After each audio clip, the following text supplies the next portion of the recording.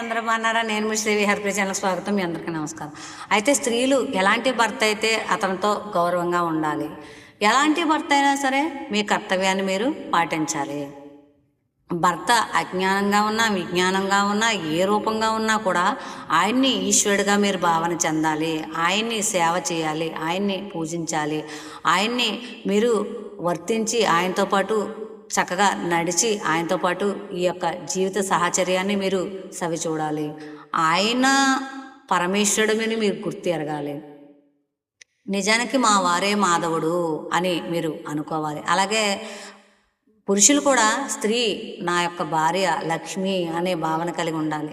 స్త్రీ పురుషులు ఇరువురు కూడా తమ యొక్క కట్టుకున్న వారిని, స్త్రీ అయితే పురుషుడిని, పురుషుడైతే స్త్రీని కూడా ఎప్పుడు కూడా తమ కట్టుకున్నవారు నారాయణుడు లక్ష్మి అనే భావన ఏదైతే ఉందో మీ యొక్క ఈ యొక్క భవజలదిలో నిస్సారమైన సంసారంలో సారవంతమైన ఈశ్వరుని చేరుకోవడం సులువవుతుంది.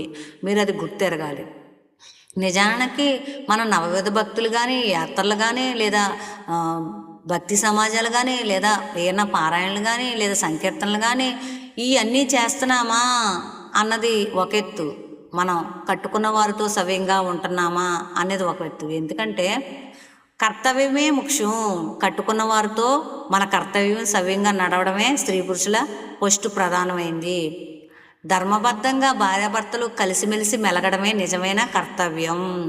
వాళ్ళు చక్కగా కుటుంబ వాతావరణంతో, సంతానంతో ఒకరినొకరు గౌరవించుకుంటూ ఈ కుటుంబ వాతావరణాన్ని చేసుకోవడం ఏదైతే ఉందో అది నిజమైన సారవంతమైన సంసారం. ఆ తర్వాతే ఏదైనా చేయాల్సి ఉంటుంది వీళ్ళిద్దరూ కూడా. అది దైవ భజన అవనివ్వండి, పూజ అవనివ్వండి, యాత్ర అవనివ్వండి, నామస్మరణ అవనివ్వండి, ఏదైనా కూడా నా భర్తే నాకు హరి, నా భార్య నాకు సిరి. ఈ కాన్సెప్ట్ నచ్చితే హ్యాపీ ఛానల్ లైక్ చేయండి, షేర్ చేయండి. బాయ్.